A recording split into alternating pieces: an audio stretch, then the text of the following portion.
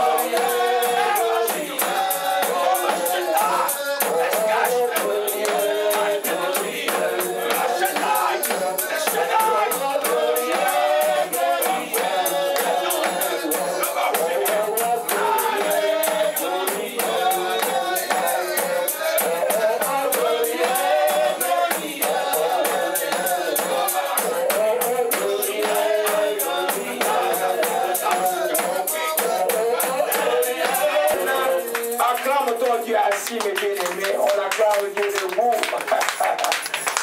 Oh, maman, oh, je vais quitter la religion. Le Seigneur est vivant. Quand l'Esprit dit, dansez, on danse. On va encore danser. Au chaleur, la chaleur de Dieu est là. La chaleur, autorité de Jésus-Christ. Totale paix maintenant. Là, vous devez briser. Oh, Rosh Hashanah, la bague est cassée. Oh, Rosh Hashanah, levez-vous maintenant dans la feu. Le feu reçoit le feu. Reçoit le feu, reçoit le feu à Machikaya.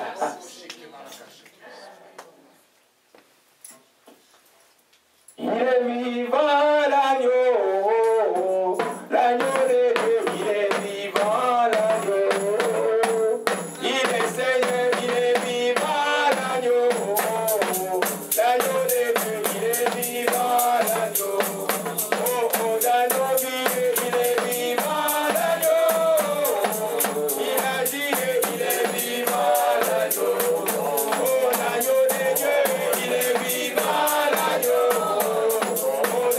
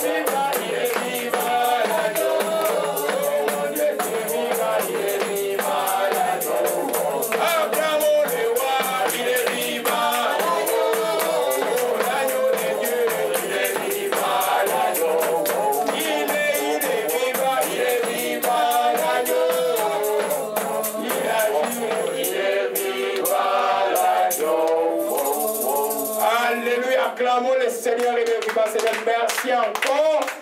Tu es vivant dans ta parole, nous manifestons ta grandeur aujourd'hui, Seigneur. Nous bénissons ton Seigneur. Et nous te disons merci encore. Dieu consolateur de consoler ces trois enfants. Tu es vivant dans ta grâce, oh Père. Mais c'est de donner une parole de consolation. Dieu véritable, que ton nom soit béni et sois exalté. Au nom de Jésus-Christ, nous voici prié. Amen. Allez.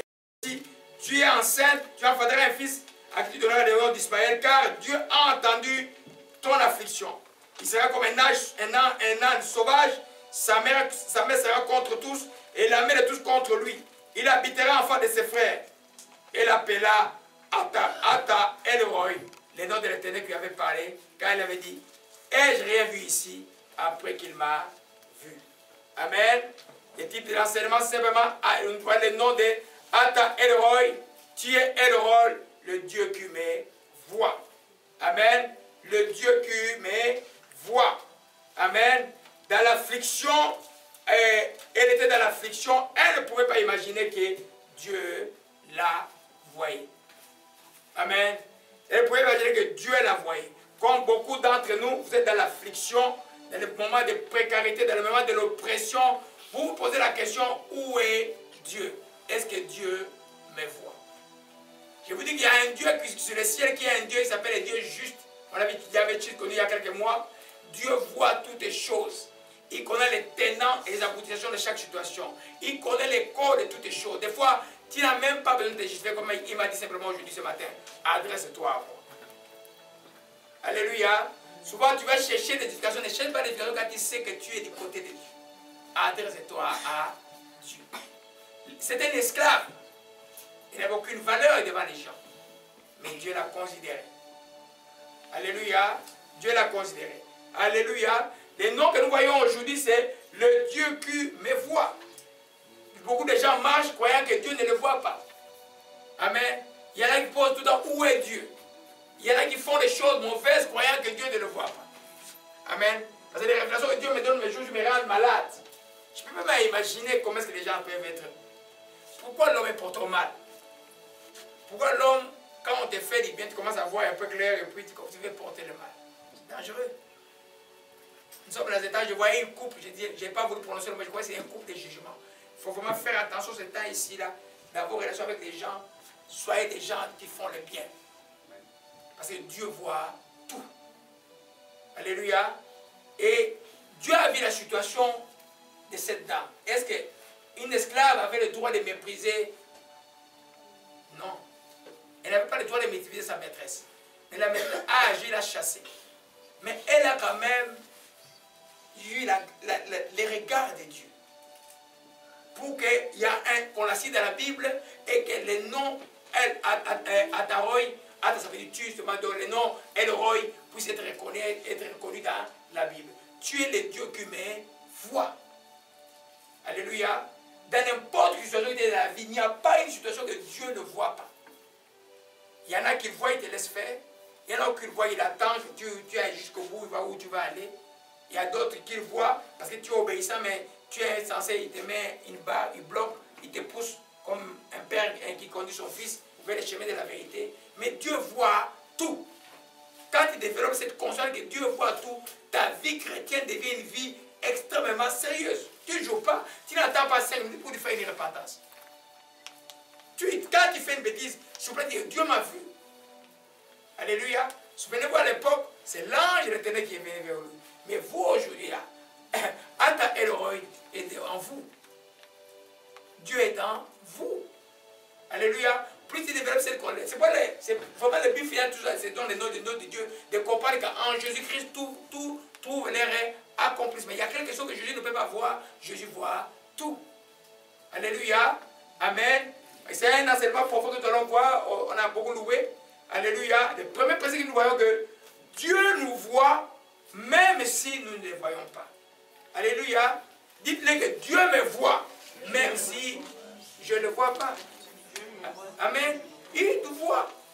Quand nous dormons, quand nous nous réveillons, le problème avec les humains, ils croient que Dieu c'est un super homme. Ils s'imaginent. Non, Dieu c'est pas un homme, Dieu c'est Dieu. Il ne dort pas, il ne sommeille pas, il est éternel. Vous voyez un peu? C'est comme, exemple un peu terre à terre, cette lumière qui s'éteint jamais. Dieu est toujours là. Amen. Donc, ce n'est pas parce que tu ne le vois pas physiquement qu'il ne te voit pas. Parce que tu ne le sens pas. Ce n'est pas parce qu'il ne répond pas. C'est pas parce que tu souffres que tu peux dire que Dieu n'est pas là et que Dieu ne voit pas. Amen. Dieu est toujours là et il voit toute affliction. Amen. Il voit tout. C'est pour un chrétien intelligent, quand il sait ça, il ne passe pas le temps à murmurer. Il passe le temps à regarder vers celui qui le voit. Quand il dit que quelqu'un te regarde, et la personne dit, mais pourquoi tu me regardes? Regarde-le. Amen. La Bible dit, ayez les yeux fixés sur Jésus-Christ. Dans n'importe quelle situation. Alléluia. Amen. Oui. Alors, peut-être le psaume 139, je vais vous montrer quelque chose. Nous voyons le premier principe de Ata El-Roi. Tu es El-Roi, le Dieu qui me voit. Amen. On va toujours revenir sur les textes de Genèse 16, 139. Amen. Fermez les cellulaires pour ceux qui ont les cellulaires ouverts. Il n'y a pas de raison de rester les cellulaires ouverts à l'église. Alléluia. Amen. Le psaume 139, David est arrivé à ceci. Il dit, Éternel, tu me sondes et tu me connais. Tu sais quand je m'assieds, quand je me lève. Tu pénètres de loin ma pensée. Tu sais quand je marche et quand je me couche. Tu pénètres toutes mes voies. Quand ta parole n'est pas encore sur ma langue, déjà, Éternel, tu la connais entièrement. Tu m'entoures par derrière et par devant. Tu mets ta main sur moi. Une science aussi merveilleuse au-dessus de ma portée. Elle est trop élevée pour que je puisse la saisir. Et c'est que nous voyons, où irai-je loin de ton esprit? Où fuirai-je loin de ta face? Si tu montes aux cieux, tu y es. Si je me couche au séjour de mort, tu vois là. Je prends les ailes de l'aurore que j'ai habité dans l'intimité de la terre. Là aussi ta main me conduira et ta droite me saisit. Si je dis au moins les ténèbres me couvriront, la nuit devient lumière devant autour de moi. Même les ténèbres ne sont pas obscures pour toi. La nuit brille comme le jour et les ténèbres comme la lumière. Alléluia. Où irai-je? Où tu vas te cacher loin de l'Esprit de Dieu? Amen. Tu ne peux pas te cacher. Amen. Si tu peux faire semblant devant les gens de montrer notre face, l'Esprit de Dieu va te faire découvrir. Mais un enfant sage se découvre devant Dieu. Tu verras que tu n'auras pas de problème. Alléluia. Dieu sait que tu es faible. Dieu sait que tu es fort. Dieu connaît tous les limites des hommes. Amen. Et quand Agar a fui, il a méprisé sa maîtresse. Et c'est vraiment la faute d'Agar. Amen. J'ai fait un schéma, un petit tableau, j'allais vous dire. La faute a commencé par Sarah. Amen. Sarah, au lieu d'être patient, l'impatience a coûté à Sarah quelque chose de très grave. Amen. Et Sarah, Dieu lui a donné la promesse. Vous vous souvenez que quand Dieu lui a donné la promesse au chapitre, elle avait même ri. Amen. Dieu a dit, Sarah, tu ris. Elle a souri. Vous voyez un peu? Oh, non, j'ai pas ri. Mais tu as ri. Amen. L'incrédulité de Sarah a fait que Sarah, dans la précipitation, a dit à Abraham qu'on va sortir avec ma servante. Donc, ce n'est pas la faute de la servante. La servante, les gens ignorent que les gens qui sont sous votre autorité ont une âme, une pensée, une manière de faire. Il y a autorité et autorité. Vous voyez un peu? Sarah, qu'est-ce qu'elle a fait maintenant? Elle a donné sa servante. La servante n'avait pas de droits, vous savez, à l'époque, un esclave n'avait pas de droits. Donc, elle est allée, certainement, contre son gré dans les seins d'Abraham. Elle s'est retrouvée enceinte. Humainement, elle a réagi. Elle a méprisé la maîtresse. Est-ce qu'elle avait raison de mépriser la maîtresse? Non. On va voir la suite. Amen. Aussi vrai que Sarah avait tort d'outrepasser son autorité, aussi vrai qu'Agar avait tort de ne pas être soumise. Amen. Sinon Dieu ne serait pas venu lui dire, où tu vas dire, retourne et sois soumise à ta maîtresse. Alléluia. Aujourd'hui, nous allons voir dans la troisième partie ce qu'on appelle la bénédiction de la soumission. C'est quelque chose de très, très grand, que beaucoup de gens ne connaissent pas. Et beaucoup de gens passent à côté. Beaucoup de gens perdent même leur destinée spirituelle, même de la vie, à cause du manque de soumission. Nous allons voir ça bientôt. Là. Alléluia. Donc, si Dieu nous voit, même si nous ne le voyons pas, c'est pas parce que, c'est pas ce que tu considères. Parce que tu n'as pas considéré aux yeux des hommes que Dieu ne te considère pas. Amen. Dieu, chacun d'entre nous ici, a une importance aux yeux de Dieu. Mais chacun d'entre nous a des dossiers qu'il doit régler aussi avec Dieu. Vous voyez un peu? Mais l'importance, Dieu l'a prouvé. Il a prouvé. Il est venu, il a pris le corps humain. Il a livré son propre fils. Lui-même s'est livré pour nous, pour mourir pour nous à la croix du calvaire. Tu ne peux pas dire que Dieu ne t'aime pas. Non! Tu ne peux pas dire cela. Tu ne peux pas déclarer que Dieu ne t'aime pas. Dieu a prouvé qu'il s'est humilié pour toi. Il a livré sa propre vie pour toi. Alléluia. Donc, ce n'est pas parce que tu ne le vois pas visiblement ou tu ne vois pas ce que tu attends dans la vie qui peut être le signe de ta présence en toi là, que tu vas dire que Dieu n'est pas là. Dieu est là. Tu vois, Agar a dit, et je vais revenir sur la question.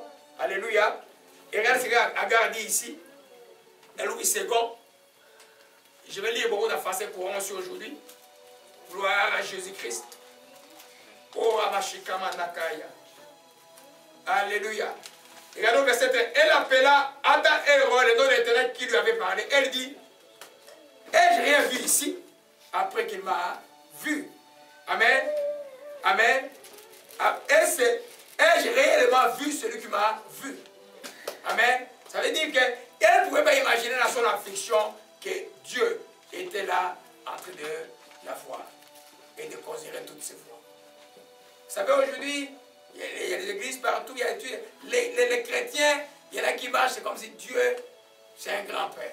Dieu, c'est un grand-père. Il y a des gens, je vous dis que de la repentance est devenu compliqué dans la vie. Parce que Dieu a parlé, ils ont goûté au chaud du ciel, au chaud de là-haut, et puis ils sont retournés sur la terre, ils sont dans la terre, ils confondent les voix de Dieu avec d'autres voix, mais à un moment, ça va être très compliqué. Alléluia. Tu ne dois jamais imaginer que Dieu ne te voit pas. Parce que Dieu te voit toujours. S'il peut conduire une esclave, il peut te conduire toi aujourd'hui qui est libéré, qui est sa fille, qui est son fils aujourd'hui en Jésus-Christ. Donc il n'y a pas de lieu pour dire que ma vie est finie. Alléluia. Amen. Dites que ma vie n'est pas finie. Amen. Je ne suis pas au bout du rouleau. Les films continuent avec Jésus-Christ. Amen. C'est un film d'éternité, ça continue. Il n'y a personne qui peut mettre un point dans ta vie. Jésus est celui qui va continuer le film avec toi. Parce qu'il voit. Il a vu l'affliction d'Agar. Amen. C'est un Dieu juste. Alléluia. Amen. Et nous voyons dans Jean 1. Jean 1. Au Shikamarabara Chakal. Les chacals sont brisés, l'esprit de chacal est brisé. L'esprit de chacal est brisé. Oh ma Shikamarabara Chakal. L'esprit de chacal brisé au nom de Jésus-Christ de Nazareth. Oh Shikamarabara. Alléluia. Vous voyez que Dieu nous connaît. Il connaît quand il fait le bien. Il connaît quand il fait le mal. Donc toi, tu n'as pas à impressionner Dieu. Amen. Tu as simplement à regarder vers lui. Si tu as des faiblesses, avoue-les devant lui. Il dit qu'il est le Dieu qui pardonne toute iniquité. Il n'y a pas aucune transgression que Dieu ne peut pas pardonner. Il connaît nos forces. Il connaît tout. Vous voyez, allons dans Jean 1, vous allez voir ce qui est arrivé à Nathanaël. Nathanaël, c'est un disciple de Jésus-Christ. Avant que, quand Philippe est venu lui annoncer de parler de Jésus, Nathanaël, au verset 46, a dit, peut-il venir de Nazareth quelque chose de bon? Philippe dit, viens et vois. Jésus, voyant venir Nathanaël, dit de lui, vraiment, voici vraiment un Israélite dans lequel il n'y a pas de faute. Voici vraiment un Israélite dans lequel il n'y a pas de faute. D'où me connais-tu? Lui demande Nathanaël. Jésus lui répondit, avant que Philippe t'appela, quand tu étais sous le figuier, je t'ai vu. Amen. Comme Agar, Dieu l'avait déjà vu. Alléluia. Quand Nathanaël était sous le figuier, Dieu avait déjà vu. Dit, quand tu étais sous le figuier, je t'ai vu. Nathanaël répondit, Rabbi, tu es le fils de Dieu, tu es le roi d'Israël. Jésus lui répondit, parce que j'ai dit que je t'ai vu sous le figuier, tu crois, tu verras encore de plus grandes choses que celles-ci. Alléluia. Vous voyez qu'au verset 47, Jésus connaissait déjà Nathanaël. Il a proclamé tout haut. Il a rendu témoignage. Il a dit, voici un Israélite dans lequel il n'y a point de faute. Alléluia. Donc Dieu connaît ta probité. Dieu connaît ton innocence. Dieu connaît quand tu n'as pas fait de mal, les gens qui les jettent le pauvre sur toi. Dieu connaît quand on porte des faux jugements sur toi. Dieu connaît la souffrance, l'oppression que l'ennemi a pour toi qui n'a pas de bon à donner parce que l'ennemi a bloqué tout, il fait que vraiment te faire noyer. Dieu connaît cela. Alléluia. C'est pourquoi il faut que tu tournes les yeux vers lui. Amen. Il faut que tu tournes les yeux vers lui. Dieu connaît. J'ai même vu que quand nous sortons, je dis tout le monde part avec l'idée que Dieu connaît tout ce qui se passe dans ma vie. Alléluia. C'est pourquoi celui qui demande pardon, il est habité par ce qu'on appelle l'humilité. Parce qu'il ne fait pas l'effort devant Dieu. Il sait que Dieu connaît ce que j'ai fait et il vient s'humilier devant Dieu. Alléluia. La repentance, c'est un chemin non seulement du courage, mais un chemin de l'humilité. Parce que Dieu connaît. Alléluia. Tu n'as pas un peu de juger pour tes forces. Dieu connaît que tu es fort dans telle matière. Dieu connaît toutes ces choses-là. Alléluia. Amen. Alors, quand Dieu voyait Agar, Agar pouvait imaginer qu'il y avait une parole de Dieu pour lui. Pourquoi il y avait une parole de Dieu pour lui? Parce qu'Agar avait en lui la semence des noms saints, des prophètes de Dieu. Et que ce n'était pas par la volonté de Dieu, parce que Dieu est juste. On ne peut pas t'amener dans un chemin qui n'est pas bon, que Dieu sait que les gens t'ont induit en erreur. Dieu sait cela. On peut dire Agar a été induit en erreur. Et Dieu lui a rendu justice. On va voir ça l'état. Dieu juste, pour que les enfants de Dieu marchent dans la tranquillité et puis cesser de vous justifier tout le temps devant les gens. Arrêtez cela.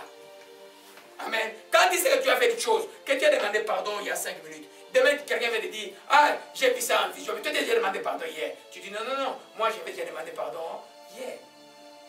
Vous comprenez un peu? Amen. Dieu connaît. Quand on t'a induit en erreur, Dieu connaît. Cesse d'avoir des culpabilités, des choses du passé parce qu'on t'avait induit en erreur. On t'a induit en erreur une fois. Toi, ne te tombes plus. Alléluia. Gloire à Jésus-Christ. Alors nous comprenons que c'est la première leçon que nous voyons de Ata El Roi. La première leçon est simplement, Ata avait dit tu es le Dieu simplement qui me voit. Alléluia. Tu peux pleurer devant le Seigneur, tu me vois. Tu vois le pauvre que je vis. Alléluia. Il voit cela. Je disais dimanche, parce qu'il y avait une prophétie de quoi? Dimanche, parce qu'il disait, non, le jour où je suis allé prier pour mes filles ici, Jésus à 5 h du matin, pleurer devant Dieu. Pourquoi tu dois pleurer devant Dieu? Parce que Dieu connaît ton affliction. Dieu connaît. Alléluia. Voyez un peu. Des fois, on est dans l'affliction, mais Dieu a permis. Vous vous souvenez que le Seigneur devait passer par la croix. À Gethsemane, il a crié, Père, si c'est possible, éloigne de moi cette coupe. Dieu a vu, a envoyé un ange simplement les réconforter. Amen. Comme l'ange était venu réconforter Agar pour qu'il retourne sur les chemins de la droiture, les chemins de la soumission à sa maîtresse. Toi aussi ne t'égare pas à cause d'une oppression dans les chemins de Dieu. Retourne dans les chemins de Dieu. Les choses de Dieu se font dans la soumission. Sinon, on va dire hélas, on a bien commencé, on a mal terminé. Je sais de quoi je parle. Alléluia, gloire à Jésus-Christ. Oh Mashika Malakaya. Oh Shimalakabara Sakai. Je voulais dire qu'il y a un monde spirituel. Qui est conscient qu'il y a un monde spirituel ici? Amen. Est-ce que vous voyez le monde spirituel d'une manière instantanée? Non. Aujourd'hui, j'ai vu plein de visions. Je dis, il y a plein de visions. Je crois que Dieu voulait me consoler par rapport au moment des temps que j'ai eu la nuit. Hein? Plein de visions. À un moment, le monde spirituel devient tangible devant toi. Tu vois les choses. À un moment donné, tu ne vois rien. Ce n'est pas parce que tu ne vois pas le monde spirituel que le monde spirituel n'existe pas. Le monde spirituel existe. Les bons qui est de Dieu, les mauvais qui est du diable existent. Alors, celui qui est conscient de cela ne joue pas parce que tout ce qui est spirituel précède ce qui est naturel. Tu ne peux pas avoir une bénédiction matérielle si le spirituel tu ne l'as pas reçu. Le matériel va se perdre, va vite partir. Tu vas voir que ça va partir vite. Alléluia. C'est pour être conscient du monde spirituel, de ce que tu es comme esprit attaché au Saint-Esprit est extrêmement important. Alléluia.